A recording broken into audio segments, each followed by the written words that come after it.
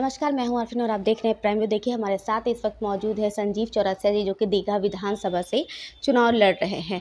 संजीव जी, सबसे पहले तो आपका बहुत-बहुत शुक्रिया हमारे चैनल पर आने के लिए। बहुत-बहुत धन्यवाद। जी, संजीव जी, सर आप हमको एक चीज़ बताइएगा कि इस बार का जो चुनाव है, आपको कैसा फ़ील हो रहा है कि 2-3 बार आप ऑलरेडी विधायक रह चुके हैं और इस बार फिर से बीजेपी ने आपको ही चुना है? मैं केंद्रीय नेतृत्व और एनडीए के सभी नेतृत्व को बहुत-बहुत धन्यवाद देना चाहता हूँ कि जो विश्वास व्यक्त किया है, और दीघा की जनता को भी धन्यवाद देना चाहता हूँ कि लगातार जो विश्वास व्यक्त किया है, तो हमने विकास भी देने का काम किया है। तो जहाँ भी जा रहे हैं क्षेत्र में, स्वाभाविक रूप से माननीय प्रधानमंत्री या माननीय मुख्यमंत्री जी के किए हुए कार्य की भूरि-भूरि प्रशंसा हो रही है। तो स्वाभाविक रूप से हर क्षेत्र में गरीब गुरबा से लेकर सबका साथ, सबका विकास और प्रयास के साथ जो भूमिका तय हुआ है, तो उसका लाभ नीचे तक भी मिल रहा है।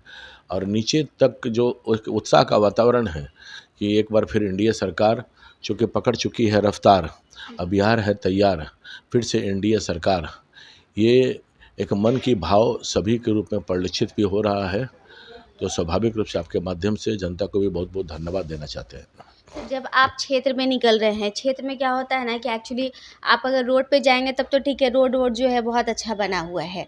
लेकिन कहीं-कहीं पे कुछ ऐसी परिस्थितियाँ भी आती हैं कि जब बारिश का मौसम होता है, बरसात होती है, तो पानी काफ़ी देर तक के जमा रह जाती होंगी। तो क्या वहाँ के लोग भी आपका कुछ मतलब कंप्लेन कर रहे हैं या वहाँ की जनता भी आपकी ही विकास को लेकर के मतलब चल रही है?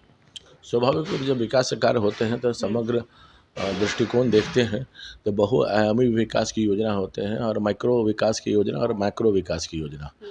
तो जो जल जमाव की समस्या पहले दीघा विधानसभा में बहुत हुआ करती थी, तो अब धीरे धीरे वो समाप्ति की ओर है। चूँकि जगह जगह सम्प हाउस का निर्माण हमने कराया, जगह जगह वाटर निकलने के लिए तेज़ गति से निकले, उसके लिए भी किया है। तो सड़क के साथ साथ जो नालों के जो सिस्टम है, उन नालों का सिस्टम ठीक होने से उसका फलाफल परिणाम भी होता है। बहुत चीज़ वार्ड के माध्यम से भी होता है। तो वार्ड के विषय पर दीघा की भी जनता समझती है कि किन सब विषय पर वार्ड की रिस्पॉन्सिबिलिटी है, किन सब स्तर पर विधायकी का है, सांसद, माननीय सांसद महोदय सभी का। हुँ। तो अपने-अपने कार्य योजना के बँटवारा है। तो जो कार्य योजना के अंतर्गत जो बड़े-बड़ी योजना हमने की है, 181 करोड़ का नाला का निर्माण आप देख रहे हैं, शिलान्यास हुआ। बाबा चौक का 100 करोड़ का शिलान्यास हुआ। लगभग 28 से 30 किलोमीटर का आरसीडी सड़कों का निर्माण, कालीकरण हमने कराया। पूरी तरह से जल जमाव से मुक्ति मिलने का काम हुआ है। और ऐसे बड़ी-बड़ी योजनाएँ स्कूल के लिए, शिक्षा के लिए, रिवर फ्रंट के लिए जो योजना दिए हैं, तो दीघा विधानसभा बहुत सारी योजनाओं को सफलीभूत करते हुए एक सकारात्मक परिणाम देने का काम किया है।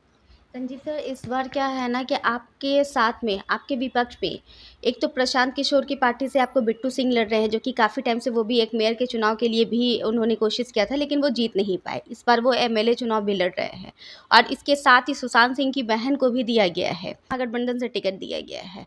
तो इसमें क्या आपको ऐसा लग रहा है कि चुनौतियों का सामना करना पड़ेगा, कुछ परेशानियाँ आएँगी, कुछ ऐसा डर का माहौल लग रहा है? कोई चुनौती का विषय इसलिए भी नहीं है कि 10 साल सेवा किए हैं, यहाँ स्थानीय होने के नाते एक बड़ा लाभ इसलिए भी है कि सबका स्नेह और पारिवारिक लगाव पीढ़ी दर पीढ़ी यहाँ चला आ रहा है। हुँ। और विपक्ष के जो प्रत्याशी हैं, वो तो छोटी बहन की भूमिका में है। तो वास्तव में थोड़ा सीखे, थोड़ा-सा जगह कहाँ रुकनपुरा है, कहाँ खाजपुरा है, कहाँ मुरली छक है, ये सब अनुभव लें। हुँ। और दूसरे प्रत्याशी जन स्वराज से भी हैं, तो वो भी अनुभव लें। क्षेत्रों का अनुभव लेना भी आवश्यक है, तो चुनाव के माध्यम से अभिवादन है कि अनुभव लेने का काम करें। ये चुनाव पार्टी की चुनाव है। ये चुनाव एक तरफ भारतीय जनता पार्टी जो कहने का काम किए हैं माननीय प्रधानमंत्री या माननीय मुख्यमंत्री जी ने, वो किया। एक तरफ जन सुराज, कहीं कुछ है नहीं, केवल सब्ज़ी-बाग दिखाने का काम करते हैं। एक तरफ माले, तो अलग-अलग विचारों का है जो टुकड़ों-टुकड़ों गैंग के समर्थन करते हैं। तो आज जिन पार्टियों के विषय पर है, बिहार की जनता जानती है कि फिर से जंगल राज की वापसी होगी तो क्या होगा। आज दीघा विधानसभा इस बात का द्योतक है कि पहले जंगल राज की स्थिति में विधानसभा में क्या हुआ करता था। तो आपके माध्यम से यही कहना चाहेंगे, सजग होके और सहज होके चिंता करें। आने वाला समय में जो भारतीय जनता पार्टी की प्रचंड बहुमत से जो सरकार बनने वाली है, उसमें दीघा विधानसभा की प्रचंड बहुमत की ओर अग्रसर होने का काम दीघा के जनता, माननीय जनता की ओर निश्चित तौर पर हो। सर, आज छठ महापर्व की शुरुआत भी है, ऐसे में आप क्या कहना चाहेंगे? माँ छठ पर्व की सभी को बहुत बहुत शुभकामना, बधाई हो। और एक पर्यावरण से भी संबंधित है, आस्था का भी पर्व है, स्वच्छता का भी पर्व है और माँ उगते सूरज को भी हम अर्घ देने का काम करते हैं और डूबते सूरज को भी करते हैं। तो ये निश्चित तौर पर बिहार की ही परंपरा है जो पूरे विश्व में पालन होता है। तो आज इस दृष्टि से भी महा छठ पर्व की बहुत-बहुत शुभकामना, बधाई। बहुत-बहुत धन्यवाद। तो आपने देखा कि संजीव सर ने क्या कुछ कहा और ऐसे में आपकी क्या प्रतिक्रिया, आप हमें कमेंट बॉक्स में ज़रूर बताइएगा। तब तक के लिए आप बने रहें हमारे साथ और देखते रहें प्राइम व्यू। बहुत-बहुत शुक्रिया।